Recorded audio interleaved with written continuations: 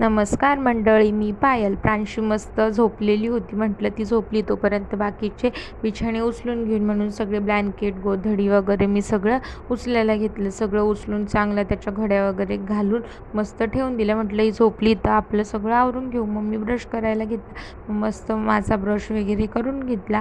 Brush केला, मस्त छान फेस वॉश केला. सकाळ सकाळी फेस वॉश करून आपला चेहरा आरशात बघायला खूप छान वाटतं. बघा, मी मस्त फेस वॉश केलेला होता आणि नो फिल्टर माझं फेस किती छान ग्लो करत होतं. त्याच्यानंतर लगेच आपलं डेली रुटीन कोमट पाणी करून घेतलं प्यायला. कोमट पाणी सकाळी पिलं का दिवसभर बॉडी फ्रेश वाटते. त्याच्यानंतर बाबू इकडे बघा मस्त उठून बसलेली होती बाहेर येऊन.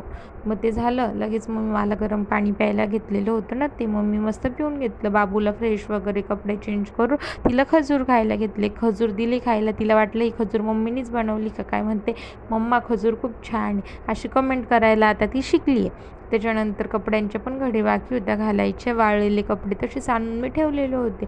मग म्हटलं चला पटापट सगळे घड्या वगैरे घालून नीट व्यवस्थित कपाटात लावले का घ्यायला पण बरं इझी पडता आणि घरात पसारा पण दिसत नाही ना. आमच्या मॅडमचा दिवसभर लय पसारा असतो. इकडे बघा आता ग्लास खाली फेकून दिलेलं होतं, ते झालं.